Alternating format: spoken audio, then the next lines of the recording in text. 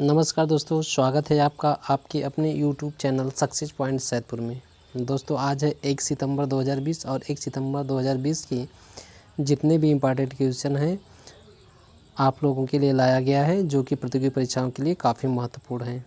और दोस्तों चैनल पर नए हैं तो कृपया चैनल को सब्सक्राइब कर लीजिए और वीडियो को अंत तक देखिए, जिससे जो भी महत्वपूर्ण जानकारी है वह आप तक पहुँच सके। तो चलते हैं दोस्तों आज के पहले प्रश्न पर, जिसमें आज का पहला प्रश्न है, भारत के प्रधानमंत्री नरेंद्र मोदी का जन्मदिन किस सप्ताह के रूप में मनाया जाएगा। इस प्रश्न के 4 विकल्प हैं। पहला प्रेरणा सप्ताह, दूसरा सम्मान सप्ताह, तीसरा जो है सेवा सप्ताह और जो है चौथा दान सप्ताह। तो इसमें जो आपका तीसरा जो विकल्प है सेवा सप्ताह वह सही है। तो जैसा कि आप लोग जानते हैं कि प्रधानमंत्री नरेंद्र मोदी जी का जन्म 17 सितंबर 1950 को हुआ था और भारत के प्रधानमंत्री नरेंद्र मोदी के जन्म दिवस को सेवा सप्ताह के रूप में मनाने की तैयारी हो रही है। इसके लिए 14 सितंबर से 20 सितंबर के बीच सामाजिक क्षेत्र से जुड़े कार्यक्रम आयोजित किए जाएंगे। यह मोदी जी का 70वां जन्म दिवस है। अब चलते हैं अगले प्रश्न पर, जो कि आज का अगला प्रश्न है, भारतीय किसान और यूएई इंडस्ट्री के बीच अंतर को कम करने के लिए किस प्लेटफॉर्म की शुरुआत की गई। तो इसमें पहला विकल्प है किसान मार्केट, दूसरा है ई किसान मार्केट, तीसरा है ई मार्केट और चौथा है ई मजदूर किसान। तो इसमें जो आपका तीसरा विकल्प है ई मार्केट वह सही है।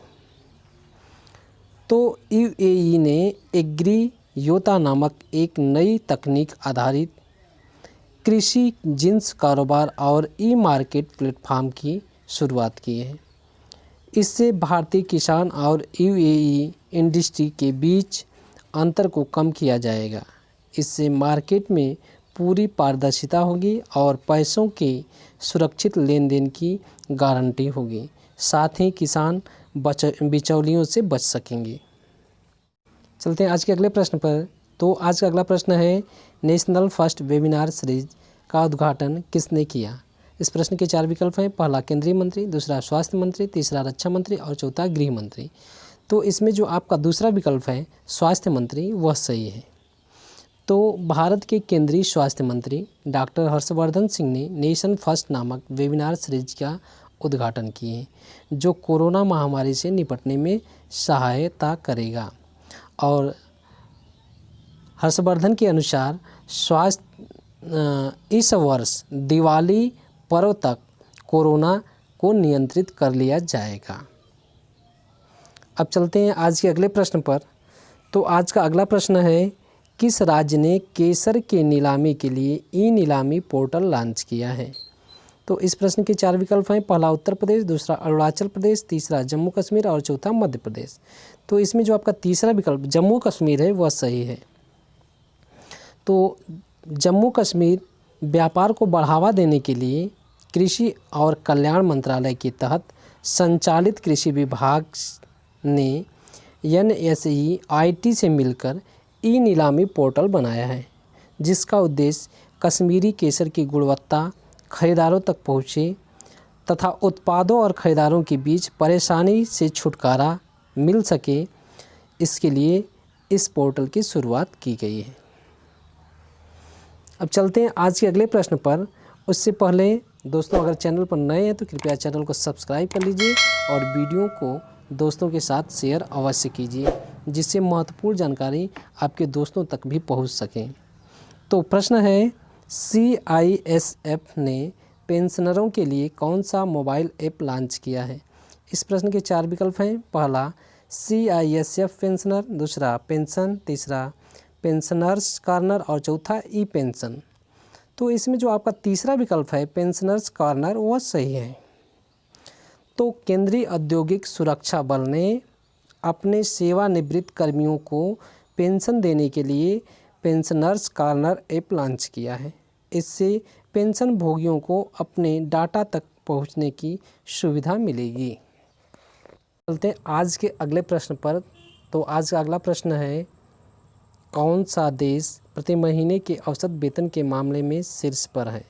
इस प्रश्न के 4 विकल्प हैं। पहला न्यूजीलैंड, दूसरा स्विट्ज़रलैंड, तीसरा इंग्लैंड और चौथा अमेरिका। तो इसमें जो आपका दूसरा विकल्प है स्विट्ज़रलैंड वह सही है। तो 5,989 अमेरिकी डॉलर यानी कि 4.49 लाख रुपए के औसत वेतन प्रतिमाह देने के हिसाब से स्विट्ज़रलैंड शीर्ष पर है।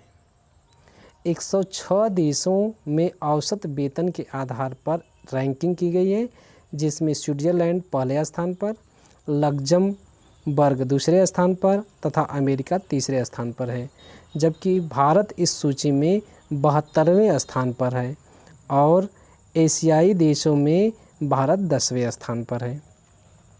अब चलते हैं अगले प्रश्न पर। तो अगला प्रश्न है, किस राज्य ने मेजर ध्यानचंद विजय पथ योजना की शुरुआत की है? इस प्रश्न के 4 विकल्प हैं। पहला उत्तर प्रदेश, दूसरा तेलंगाना, तीसरा केरल और चौथा मध्य प्रदेश। तो इसमें जो आपका पहला विकल्प है उत्तर प्रदेश वह सही है। तो उत्तर प्रदेश सरकार द्वारा मेजर ध्यानचंद विजय पथ योजना की शुरुआत की गई है। इस योजना में 19 अंतर्राष्ट्रीय खिलाड़ियों के घर तक पक्की सड़क बनाई जाएगी और इन खिलाड़ियों में प्रमुख रूप से भुवनेश्वर कुमार, प्रवीण कुमार, पीयूष चावला, मोहम्मद कैफ आदि खिलाड़ी शामिल हैं। अब चलते हैं अगले प्रश्न पर। तो अगला प्रश्न है, भारत ने अंतर्राष्ट्रीय महिला व्यापार केंद्र कहाँ स्थापित करेगा? इस प्रश्न के 4 विकल्प हैं। पहला पंजाब, दूसरा नई दिल्ली, तीसरा केरल और चौथा मध्य प्रदेश। तो इसमें आपका जो तीसरा विकल्प है केरल वह सही है। तो केरल सरकार ने भारत में पहला अंतर्राष्ट्रीय महिला व्यापार केंद्र खोलने का निर्णय लिया है, जिसका मुख्य उद्देश्य महिला उद्यमिता को बढ़ावा देना है। यह केंद्र केरल के कोझिकोड नामक क्षेत्र में स्थापित किया जाएगा।